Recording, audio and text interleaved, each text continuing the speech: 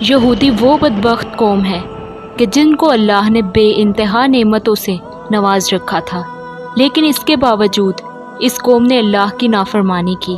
یہ وہ کافر اور ظالم قوم ہے کہ جنہوں نے سب سے زیادہ انبیاء کرام کو تکالیف دیں اور معاذ اللہ انبیاء کرام کو قتل کر دیا۔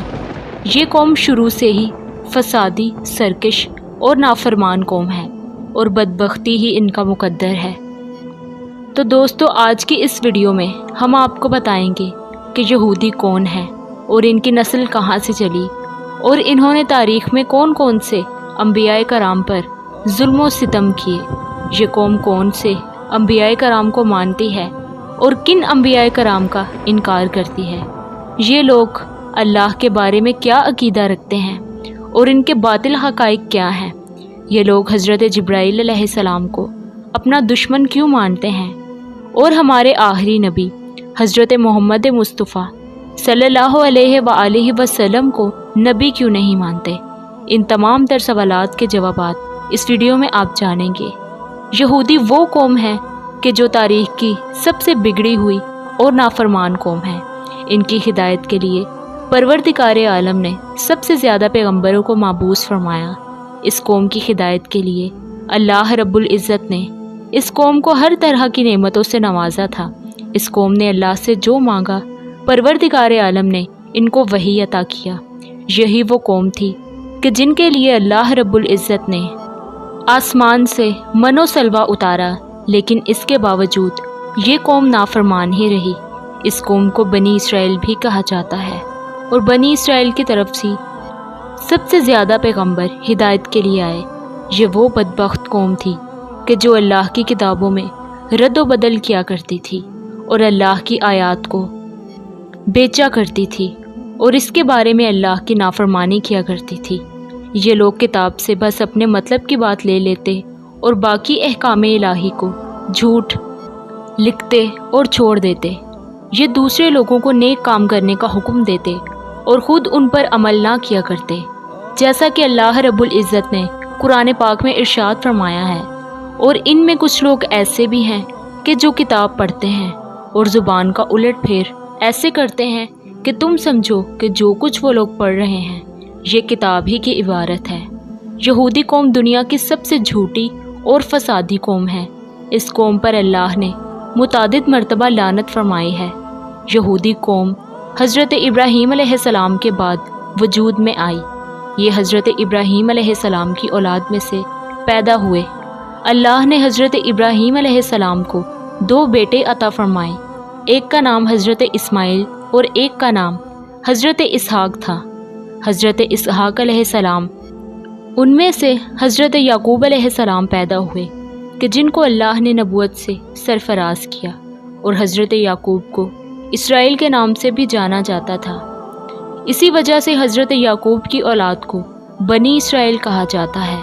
حضرت یعقوب کی 4 بیویاں تھیں کہ جن میں سے 12 بیٹے پیدا ہوئے۔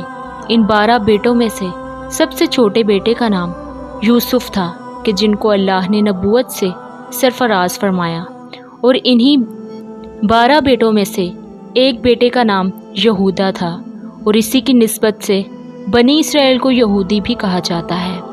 حضرت یعقوب علیہ السلام کے بعد اللہ نے حضرت یوسف علیہ السلام کو منصب نبوت پر سرفراز فرمایا۔ حضرت یعقوب کی اولاد سے اللہ نے 70,000 انبیاء کرام کو خلق کیا۔ حضرت یوسف کے بعد آپ کے تمام بھائی نبی ہوئے۔ حضرت یوسف علیہ السلام جب مصر کے بادشاہ بنے تو قحط سالی کے سبب ان کے بھائی بھی مصر آ گئے اور وہیں پر مقیم ہو گئے۔ حضرت یوسف کے بعد جب فرعون کا دور حکومت آ پہنچا تو فرعون نے ان کو اپنا غلام بنا لیا، اور کئی سالوں تک یہ قوم فرعون کی غلامی کرتی رہی۔ حضرت موسیٰ علیہ السلام کے زمانے میں بنی اسرائیل کے 12 قبائل تھے، اور یہ تمام قبیلے فرعون کی غلامی کرتے اور بت پرستی کرتے۔ بنی اسرائیل کی یہ قوم 300 سال تک فرعون کی غلامی کرتی رہی، اور بعض لوگ شرک میں مبتلا رہے۔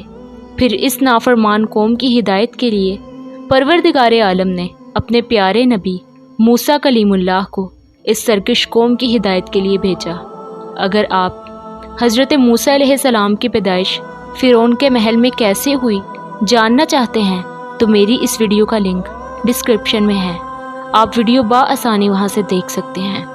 چنانچہ اللہ رب العزت نے حضرت موسیٰ علیہ السلام کے ذریعے اس سرکش قوم کی فرعون سے نجات فرمائی اور سمندر میں راستہ بنا کر اس قوم کو ایک نئی زندگی عطا فرمائی، لیکن اس کے باوجود یہ قوم اللہ کی ناشکری ہی کرتی رہی اور اللہ کی نافرمانی میں مبتلا ہو گئی۔ جب حضرت موسیٰ علیہ السلام کوہ طور پر اللہ سے ہم کلام ہونے کے لیے تشریف لے گئے تو یہ قوم ان کے پیچھے شرک میں مبتلا ہو گئی اور ایک بچڑے کی پوجا کرنے لگی۔ پھر اللہ نے اس قوم کو شرک سے منع کیا اور گائے ذبح کرنے کا حکم دیا تو یہ قوم بہانے بنانے لگی اور 5 مرتبہ حضرت موسیٰ علیہ السلام کو کوہ طور پر بھیجا کہ وہ اپنے رب سے ٹھیک ٹھاک حکم لے کر آئیں۔ یہ صرف اس لیے تھا کہ یہ قوم گائے کو ذبح نہ کر پائے اور اس سے بچ سکے۔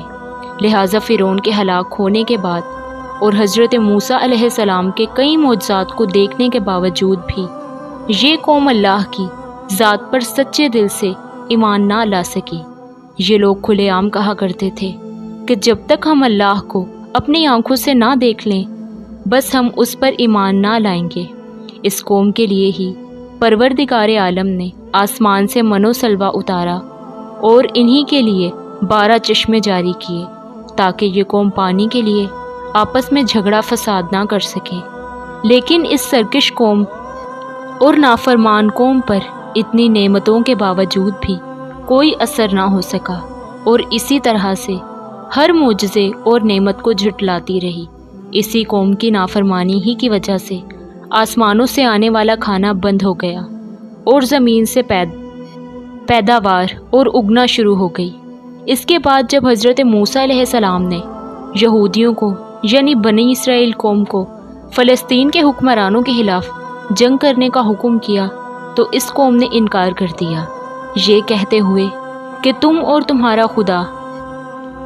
تمہارا خدا لڑو، ہم تو بس یہیں بیٹھے ہیں۔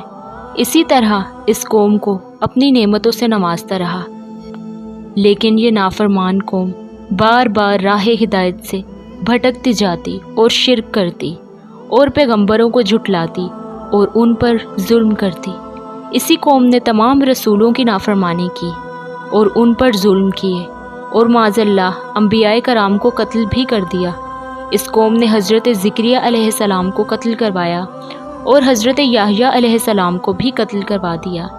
پھر انہی لوگوں نے حضرت عیسیٰ علیہ السلام کو سولی پر چڑھانے کی سازش کی، لیکن پروردگار عالم نے حضرت عیسیٰ علیہ السلام کو محفوظ رکھا اور زندہ انہیں آسمانوں پر اٹھا لیا۔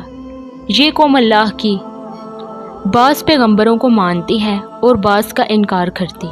ان لوگوں کا یہ عقیدہ ہے کہ پیغمبر صرف بنی اسرائیل میں ہی پیدا ہو سکتا ہے۔ یہی وجہ ہے کہ یہ صرف بنی اسرائیل کے پیغمبروں کو ہی نبی مانتے ہیں اور بنی اسماعیل کے پیغمبروں کو یعنی حضرت محمد مصطفیٰ کو اپنا نبی نہیں مانتے۔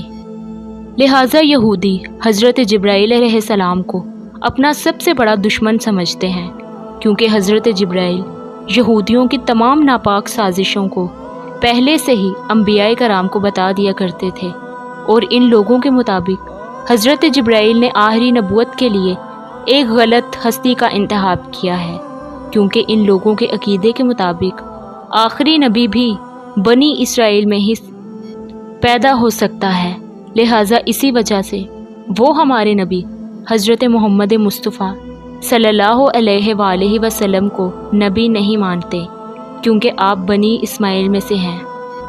لہٰذا یہودیوں کا یہ عقیدہ ہے کہ اللہ کی یہ سب سے بڑی اور سب سے لاڈلی قوم ہے، اور اللہ ان کو قیامت تک کچھ نہ کہے گا، نہ ان کو جہنم کی آگ جلائے گی، اور نہ ہی ان کے عقیدے کے مطابق دنیا میں بھی ان کے لیے انعامات ہیں اور آخرت میں بھی۔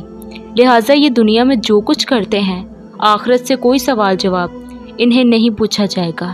یہ فسادی قوم لوگوں کو ان کی بستیوں سے نکال کر اس پر قبضہ کر لیا کرتے تھے، جیسا کہ یہ اپنی تاریخ کو دہراتے ہوئے آج جو کچھ فلسطین میں کر رہے ہیں اور فلسطین کے لوگوں کو وہاں سے نکال کر فلسطین پر قبضہ کرنا چاہتے ہیں۔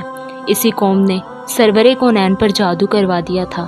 اسی قوم نے زمین پر 2 بڑی جنگیں کی اور زمین پر فساد برپا کیا، اور تیسری مرتبہ بھی یہ قوم جنگ کر کے فساد کرے گی۔ یہودیوں کے کچھ حقائق ایسے ہیں کہ جس کی وجہ سے ان کو کافر کہا جاتا ہے۔ ایک یہ کہ یہ اللہ کو مجسم سمجھتے ہیں۔